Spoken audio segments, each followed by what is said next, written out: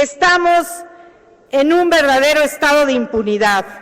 El feminicidio se ha convertido en un punto de quiebre de muchas mujeres con la vida institucional. Al no encontrar una respuesta clara del Estado para garantizar nuestra dignidad, integridad, derechos, libertades y la propia vida.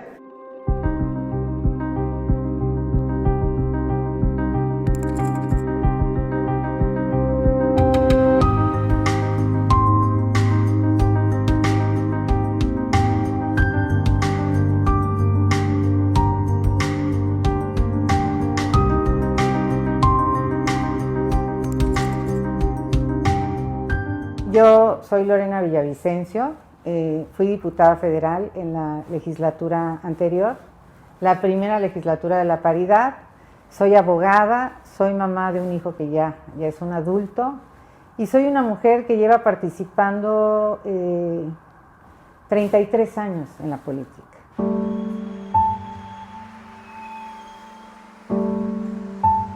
No me permitieron ocupar espacios importantes a pesar de ser de las mujeres que tenían más experiencia parlamentaria, y esto fue un castigo a asumir posiciones independientes que no necesariamente iban en los mismos términos que lo planteaba el presidente de la República o el propio partido, y la verdad es que eso fue lo que motivó que me bloquearan muchas de mis participaciones.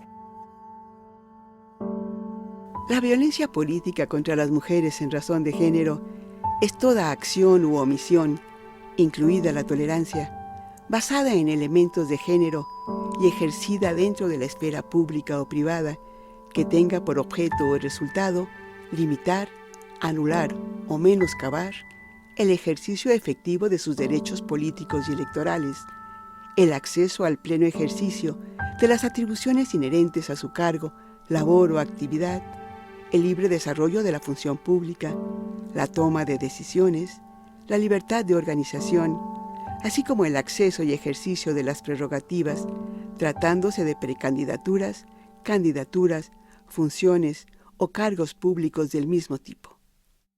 Normalmente, y esto no ocurre en la política, sino ocurre en cualquier espacio, cuando las mujeres defendemos nuestras posturas, siempre nos clasifican o estigmatizan como conflictivas. Trato totalmente distinto cuando un hombre defiende sus propios derechos. No hay ese tipo de caracterizaciones, ni mucho menos. Entonces, yo deduzco que si mi condición de género hubiera sido otra, si hubiera sido hombre, evidentemente la actitud hubiera sido totalmente distinta, porque yo lo vi con otros compañeros que eran beligerantes y evidentemente pues no tenían ningún tipo de afectación por eso.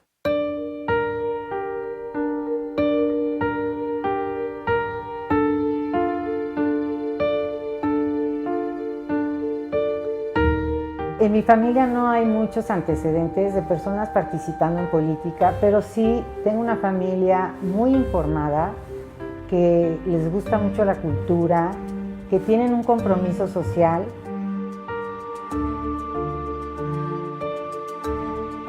Desde que tengo 13 años, tomé la decisión de ser abogada, porque el tema de las injusticias como que nunca me gustó.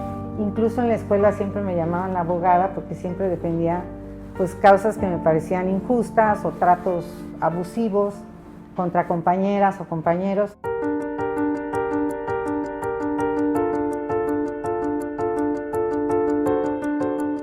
Yo tomé conciencia desde muy chica de las diferencias que había, las diferencias sociales en general, y de manera particular de las mujeres, porque a mí me obligaban a trabajar desde muy chica.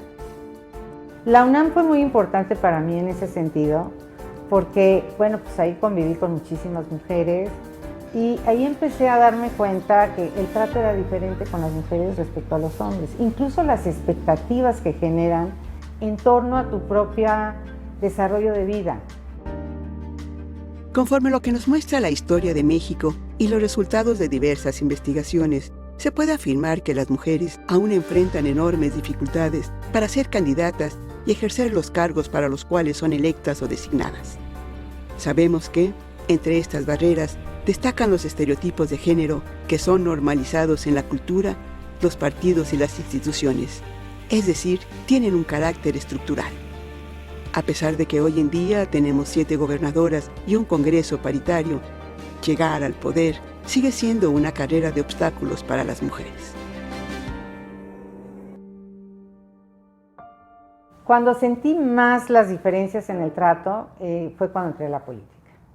Yo entré en 1987, estamos hablando de muchos años, y sí había un trato distinto entre mujeres y hombres, incluso tus expresiones no valían lo mismo que las de un hombre, las negociaciones se hacían más con los hombres que con las mujeres, o sea, sí había un trato totalmente desigual. Incluso había un fenómeno que ocurría donde pues pensaban que porque eras joven y les podías gustar, pues, y tenían ellos poder, eso les daba la posibilidad de decirte cosas que te incomodaban. Ser mujer en este país nos convierte en víctimas y las mujeres no queremos serlo.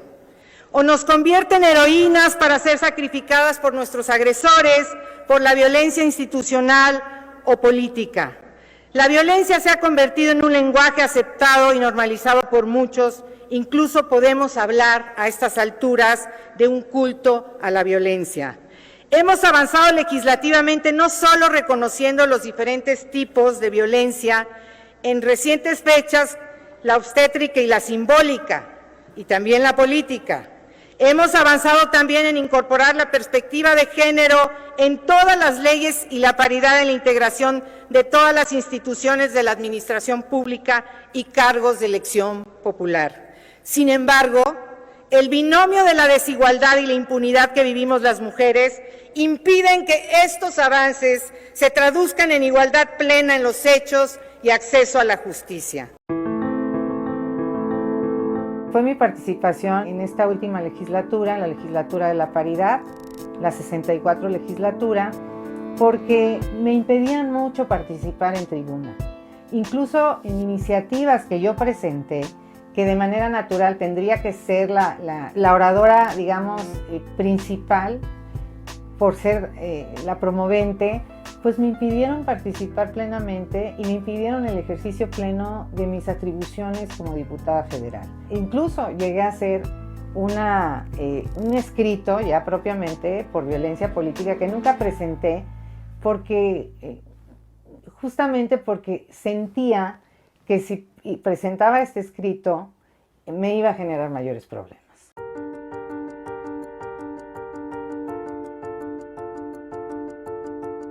Cuando tú trabajas en el espacio público y haces una denuncia por este tipo de violencia que está tan normalizada, como es que no te den tu lugar o que no te dejen ejercer plenamente tus funciones, pues la consecuencia natural es que incluso apoyado por las mujeres te bloquean. Entonces yo tuve que ponderar mucho ese tema porque sí estuve permanentemente bloqueada. ¡Alerta! ¡Alerta! ¡Alerta que camina! Conforme a las estadísticas de las elecciones del 2021 realizadas por el INE, las especialistas coincidieron en afirmar que las mujeres son víctimas de violencia política en razón de género en todos los niveles del poder. Pero en los ámbitos local y municipal, son más susceptibles de vivir violencia política extrema, que llega a la violencia feminicida, como se suscitó en las pasadas elecciones. Estamos en un verdadero estado de impunidad. El feminicidio se ha convertido en un punto de quiebre de muchas mujeres con la vida institucional. Al no encontrar una respuesta clara del Estado para garantizar nuestra dignidad, integridad, derechos, libertades y la propia vida. No estigmaticemos entonces la rabia de las mujeres que se está expresando el día de hoy en sendas manifestaciones por todo el país. Este mensaje del Estado a la violencia feminicida consolida el patriarcado, preserva y amplía las desigualdades de las mujeres, impidiendo el ejercicio de nuestros derechos, multiplicando la violencia contra las mujeres. La violencia política en razón de género, disimulada y subterfugia, continúa. Pero hoy, la lucha descarnada es la característica de las elecciones recientes y de las futuras si la impunidad de los agresores continúa. Las elecciones del 2021 nos arrojan resultados en donde muchas precandidatas no lograron superar las adversidades. Muchas otras, aún consiguiendo las candidaturas de sus partidos, no alcanzaron la victoria. A otras les arrebataron la vida en el camino. Sin embargo, un porcentaje del 47% de las mujeres que contendieron en el proceso electoral resultaron electas para ejercer el poder. Creo que lo que tenemos que hacer para feminizar la política es justamente que las mujeres se apropien de su poder, de su capacidad de decisión y que exijan el cumplimiento de las leyes. La paridad ya está justamente, es un instrumento para que las mujeres podamos participar en todos los espacios y lleguemos a ocupar los espacios de decisión y que si no los tenemos, tenemos que exigirlos. Tenemos que construir esa cultura de la exigencia de nuestros derechos a todos los niveles. Las mujeres tienen que apropiarse de sus derechos y exigirlos. Eso es lo que tenemos que construir. Una sociedad donde se exige el cumplimiento de los derechos, se asuman los derechos.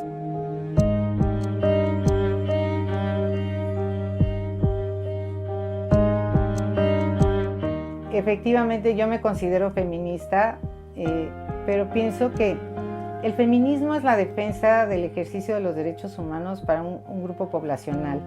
Pero esto de ninguna manera implica una guerra contra los hombres o una confrontación contra los hombres. No es eso. Lo que estamos buscando es una sociedad que respete los derechos de todos y todas. Queremos una sociedad igualitaria. Eso involucra desde luego a la otra mitad de la población que son los hombres. Un análisis realizado recientemente por el Instituto de Liderazgo Simone de Beauvoir nos dice que las redes de mujeres son esenciales como una estrategia para la participación política. Las redes de mujeres sirven para hacer bloque y solicitar candidaturas o para generar acciones de capacitación, reformas al interior de los partidos o acciones relevantes. Es a partir de estas redes que las mujeres logran avanzar en temas sustanciales para ellas. Lo que no es evidente es cómo las redes permiten avanzar o no en la competencia electoral. Las mujeres tenemos que asumir nuestro poder, aumentar nuestra confianza y fe en lo que somos, no escuchar esas voces que buscan limitarnos y seguir caminando para lograr nuestras causas. Creo que escuchar demasiado estas voces que siempre se oponen al crecimiento de las mujeres no nos ayuda. Escuchemos nuestra propia voz, sigamos nuestros impulsos, respetemos nuestras convicciones, peleemos por nuestras causas y no olvidemos que muchas mujeres estamos con esta gran idea de aportar y de sumarse a todas estas causas para que vayamos avanzando juntas.